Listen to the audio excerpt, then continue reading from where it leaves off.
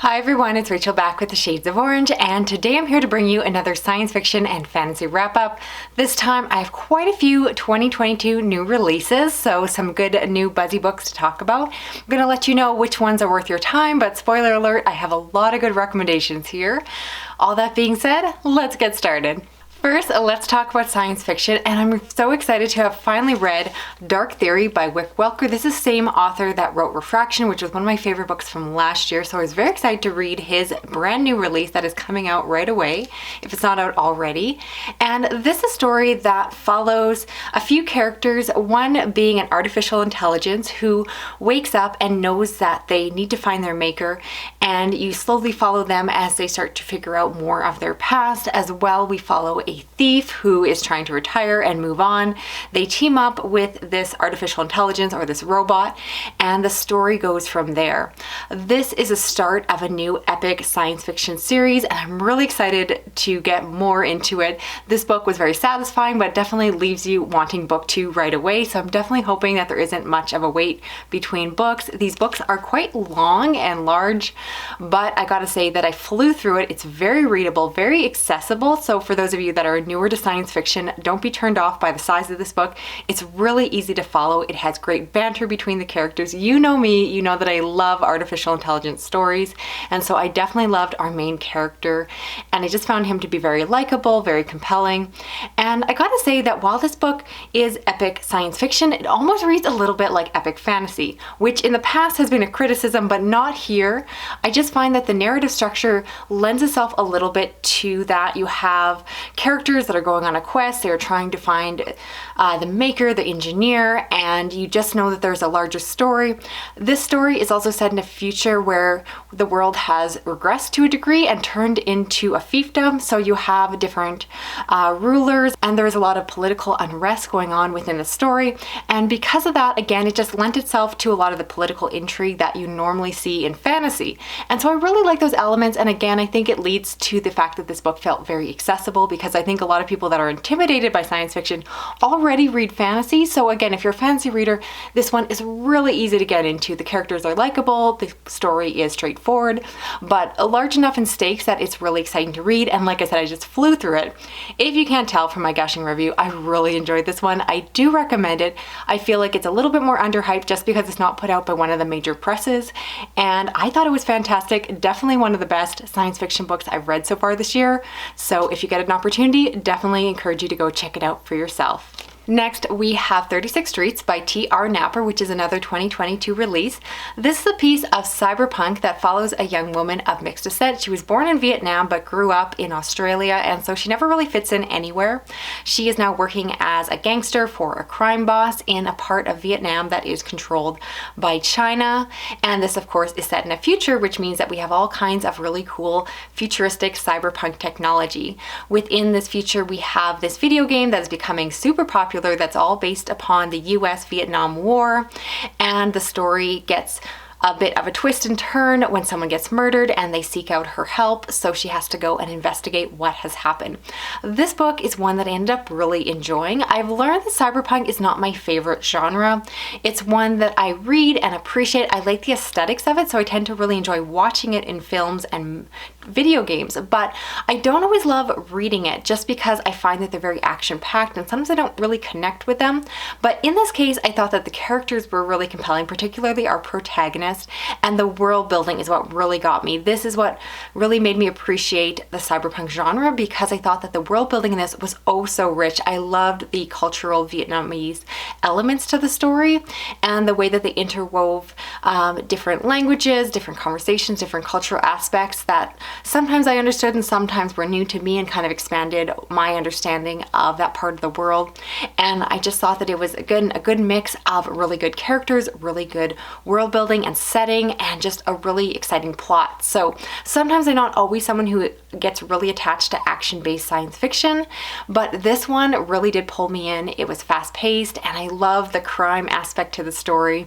I love that she's a gangster. I love that she is not a perfect character. She is very morally gray and makes some interesting choices. There are drugs and dark dealings and all of that, and I really think this one was a lot of fun. In my opinion, again, one that is more underhyped, and I would love to see more people check checking it out. I picked it up through my library, and I definitely hope that more people can get their hands on it as well. And for some backlist science fiction, I also want to talk about Downbelow Station by C.J. Cherryh.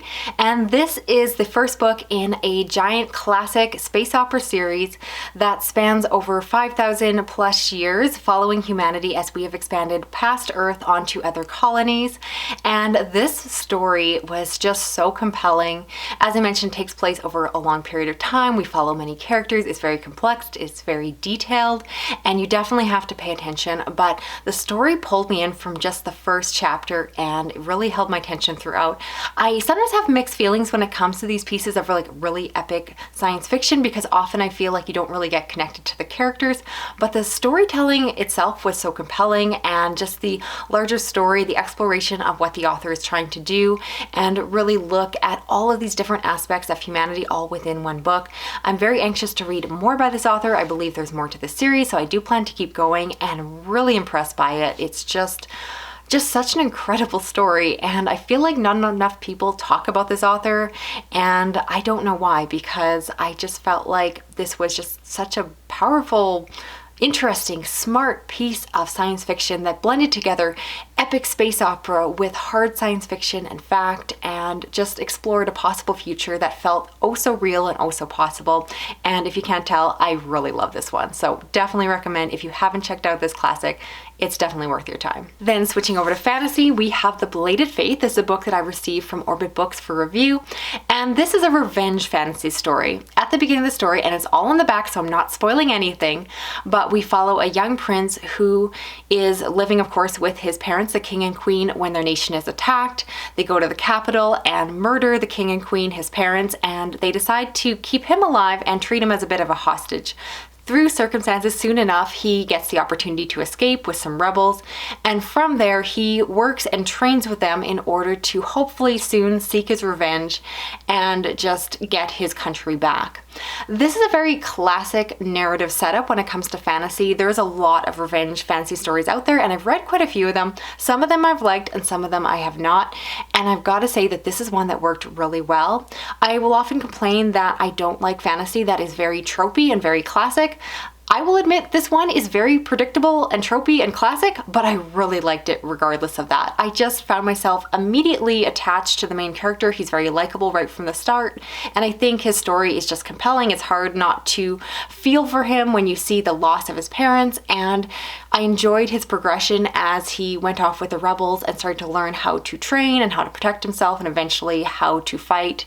And again, it's one that has the trope of the training montage, but it is a trope I really enjoy, so I can't really complain about that. I found the characters to be very likable, and the story, I should mention, is technically told over multiple POVs, and I like the fact that while it's told over multiple perspectives, it's very clear how those perspectives fit together.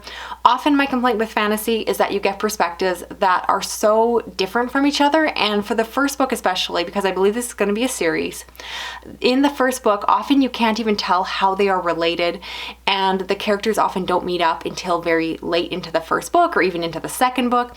But in this case, it was a very tight narrative, so while we got multiple perspectives that added to the story, you could tell how they all fit together, and it really just helped to keep the story and the narrative moving along at a really good pace. So if you can't tell, another one I really enjoyed, definitely recommend. And yeah, if you can get your hands on it, it's definitely worth your time. If you enjoy a revenge story, this is one of the best I've read in quite a while. Next up, we have Kaikia, which is another book I received for review from Orbit Books. And this, I believe, is a standalone fantasy. It is a piece of epic fantasy that's largely inspired by Indian and Hindu mythology.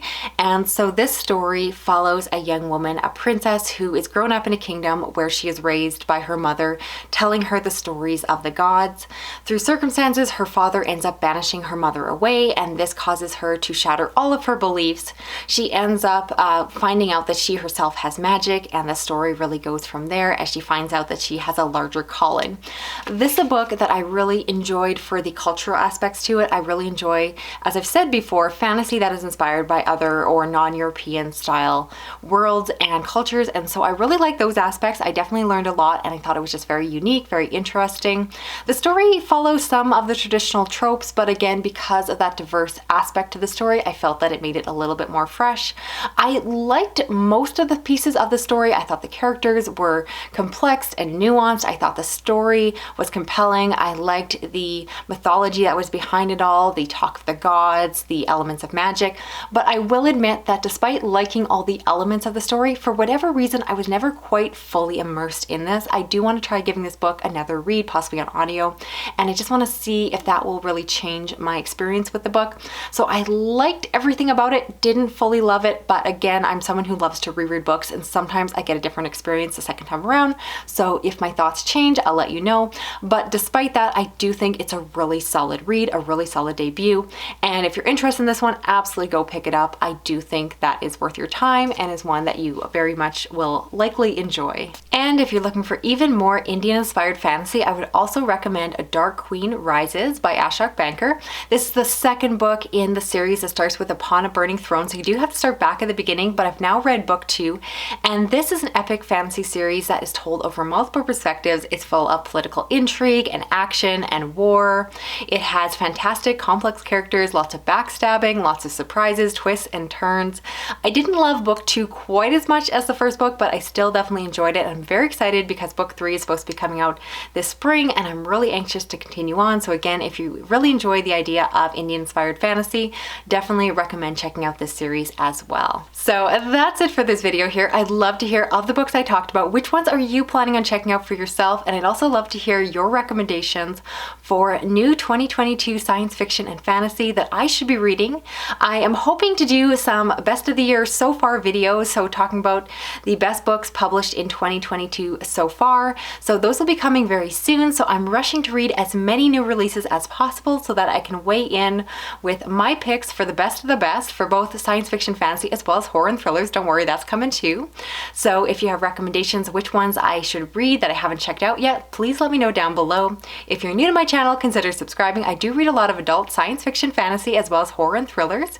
You can still help me out by giving this video a thumbs up, sharing it around online, dropping an emoji like a book or a rocket ship, and if you hit that little notification bell, you'll never miss another video from me. Thanks so much for watching. I'll talk to you again soon. Okay, bye-bye.